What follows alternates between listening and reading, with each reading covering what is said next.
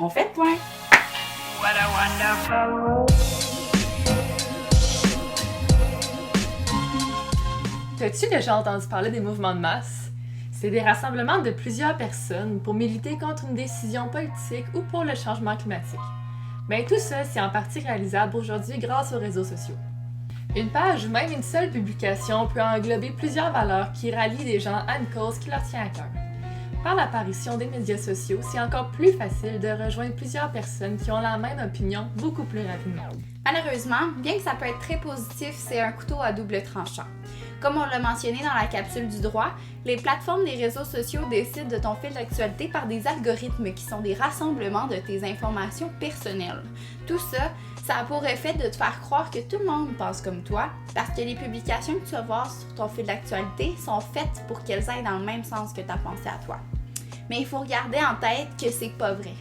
C'est pas tout le monde qui pense comme toi, mais c'est une illusion façonnée par tes médias sociaux. D'un autre côté, les mouvements de masse soutiennent souvent des sujets par rapport à la justice, et ça permet à tout le monde d'avoir une voix qui va avoir un certain impact sur la société, parce que c'est possible de se rallier à cette idée. Comme on dit, l'union fait la force. Un mouvement de masse, c'est pas nécessairement politique par contre. Ça peut être utilisé pour dénoncer des inégalités ou d'autres problèmes au sein d'une société pour apporter une prise de conscience chez les gens. Par exemple, le mouvement MeToo qui dénonce les violences et les abus à caractère sexuel.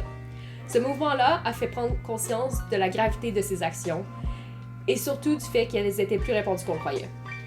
Toujours en lien avec le mouvement de masse MeToo, au niveau psychologique, ça peut être difficile de dénoncer un agresseur, mais avec les réseaux sociaux, il y a une porte plus accessible pour le faire. Plusieurs vagues de dénonciation ont vu le jour grâce aux réseaux sociaux, que ce soit face au racisme ou face aux abus sexuels. Ce phénomène s'appelle l'effet boule de neige. Lorsqu'une personne publie un article ou une publication frappante, elle peut être partagée encore et encore pour ensuite devenir virale. C'est ce qui s'est produit avec le mouvement Black Lives Matter avec l'assassinat de George Floyd, un homme afro-américain et donc de peau noire, par un policier à la peau blanche aux États-Unis.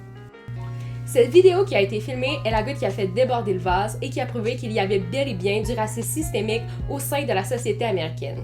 Vous vous posez donc sûrement la question maintenant, c'est quoi du racisme systémique? Eh bien, c'est une forme de racisme au sein de l'organisation d'un pays et donc dans le système, qu'il soit politique ou social. Par exemple, au Québec, le racisme systémique, c'est d'engager une personne parce qu'elle s'appelle Jean Tremblay, qui est un nom répandu au Québec, au lieu d'une personne ayant les mêmes capacités et les mêmes références, mais du nom de Abdoul Souri, par exemple. En parallèle, avec les mouvements de dénonciation, il peut y en avoir des bons, comme les mouvements Black Lives Matter, MeToo, mais il peut aussi en avoir de moins bons. On pense entre autres aux mouvements qui ont pour but de purifier la race humaine en priorisant la valeur de la vie des personnes de peau blanche au détriment de celles avec la peau noire. Il faut donc être vigilant puisque les réseaux sociaux propagent beaucoup d'informations, mais on doit la trier pour voir si elle correspond vraiment à nos valeurs personnelles. T'as des questions? Voici des ressources pour t'aider.